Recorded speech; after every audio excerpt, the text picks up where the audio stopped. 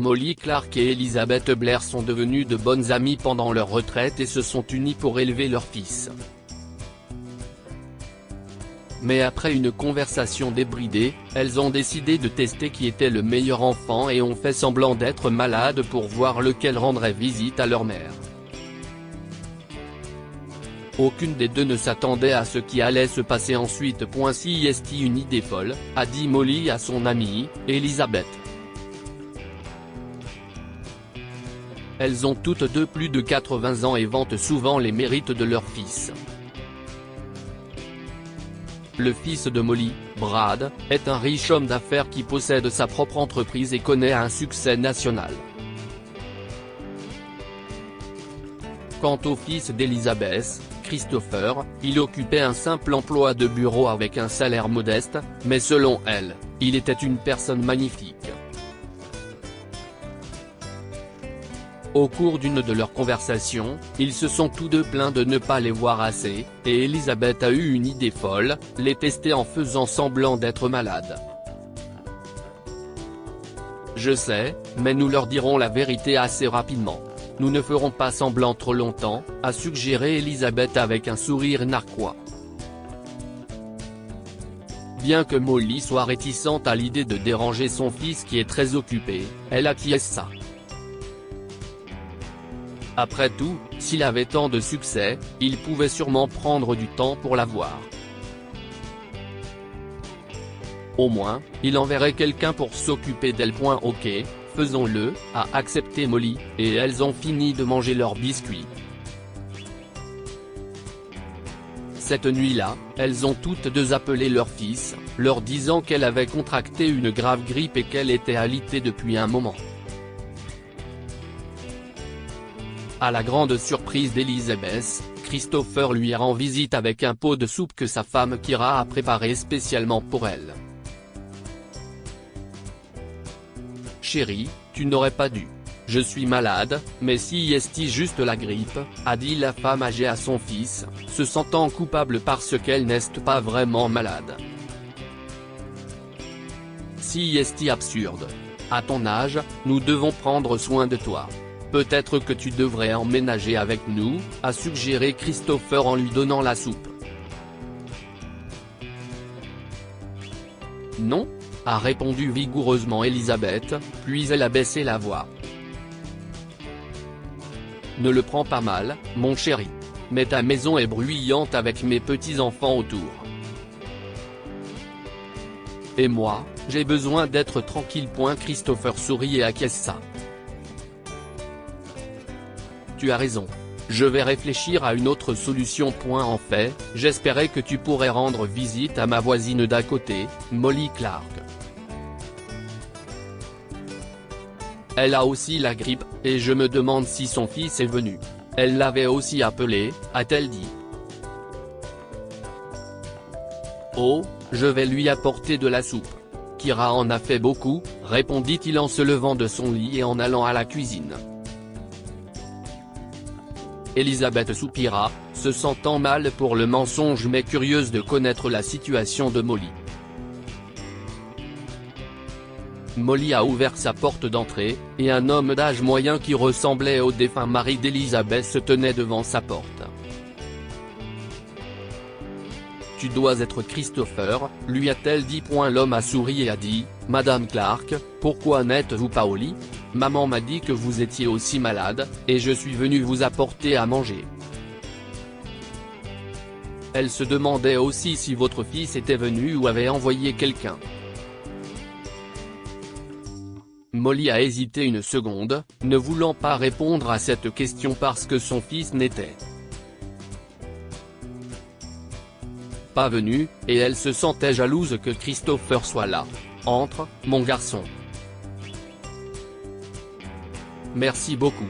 Je me sens un peu mieux maintenant, » a déclaré la femme âgée tandis que Christopher entrait et posait la soupe sur le comptoir de la cuisine. « Alors, votre fils va bientôt arriver ? » Finalement, Molly a dû répondre. « Non, mon cher. Il ne vient pas. » Elle a repensé à leur conversation d'hier soir. Tu ne peux pas venir me voir et t'occuper de moi un moment, chérie ? avait-elle demandé à son fils. Pourquoi n'engages-tu pas quelqu'un ? avait répondu Brad. Mais je ne veux pas d'un étranger dans ma maison, a expliqué Molly, se sentant mal que ce soit un piège. Mais quand même, Brad devrait être disposé à lui rendre visite. Maman. Je ne peux pas. Je n'aime pas m'occuper de personnes malades, et je suis bien trop occupé ces derniers temps. Si est toi le patron, Brad. Tu peux te libérer pour ta mère. Non, maman. Je suis un homme d'affaires, pas un gardien. Engage quelqu'un. Tu as des tonnes d'argent, a répondu Brad en raccrochant le téléphone. Molly a failli tressaillir et a passé le reste de la nuit à réfléchir à ses paroles. Madame Clark ? a dit Christopher en interrompant ses pensées. Voulez-vous que je réchauffe la soupe ? Quoi ? a-t-elle demandé, un peu désorientée, puis elle a compris ce qu'il disait. Oh. Non, merci. Je mangerai plus tard. Je crois que je vais aller dormir. Ok, je vais vous laisser vous reposer. Mais je peux passer vous voir plus tard, ou si vous avez besoin de quelque chose, appelez le téléphone de maman. Je pense que je vais dormir ici ce soir, proposa Christopher avant de partir en lui faisant un grand sourire. Christopher s'est occupé des deux femmes pendant le reste de la semaine, même si aucune n'en avait besoin. Il est venu tous les soirs après le travail et a pris de leurs nouvelles. Elles ont fini par lui dire qu'elle allait mieux et qu'il n'avait plus besoin de se préoccuper d'elle. Je me sentais si mal à cause de son sacrifice. Je n'ai pas pu lui dire la vérité, a dit Elizabeth, un soir, pendant qu'elle dînait avec Molly. Je sais. Il était si gentil avec moi aussi, a confié Molly avec amertume. Je pense que vous avez élevé un homme meilleur. Parfois, avoir de l'argent et leur donner toutes les opportunités du monde n'est pas la meilleure chose à faire. Elizabeth a finalement compris le malaise de son amie et lui a tendu la main pour la réconforter. Tu as fait de ton mieux. Certaines personnes sont simplement différentes. Certaines sont plus douées pour l'éducation et d'autres sont plus axées sur leur carrière. Molly a secoué la tête et a changé rapidement de sujet. Elle n'avait pas envie d'en parler davantage. Des années plus tard, quand Molly est décédée, elle a laissé une simple lettre à Brad et a laissé tous ses millions à Christopher. Elle a dit à son fils que le fils d'Elizabeth avait été là pour elle à travers tant de choses alors que lui, il était toujours occupé et ne voulait pas être dérangé, donc il méritait l'argent. Brad a fait semblant de ne pas s'en soucier, mais en réalité, il l'est. Du moins, pour l'argent. Elizabeth est décédée quelques mois après son amie, et bien qu'elle n'ait pas eu un gros héritage, elle l'a aussi donné à son fils, qui a fait don d'une grande partie de l'argent à des maisons de retraite moins fortunées et en a gardé une partie pour assurer l'avenir de ses enfants. Que pouvons-nous apprendre de cette histoire ? Prenez soin de vos parents, car ils ne seront pas là longtemps. S'il est essentiel de construire votre propre vie et votre propre famille, vous devez toujours veiller à ce que vos parents soient pris en charge et leur rendre visite autant que possible. Ils pourraient vous manquer lorsqu'ils ne seront plus là. Ne laissez jamais l'argent vous faire négliger votre famille.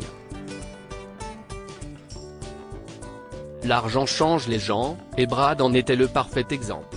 Sa famille a toujours eu de l'argent, mais en tant qu'homme d'affaires, il est devenu négligent. Quant à Christopher, il a été un fils, un père et un mari parfait, même après avoir hérité d'une fortune. Partagez cette histoire avec vos amis. Elle pourrait égayer leur journée et les inspirer. Lire aussi, après son décès, un homme riche a laissé un immense héritage, sa dernière volonté est que ses enfants n'héritent pas tous. Pour lire d'autres incroyables histoires, suivez-nous sur Google News.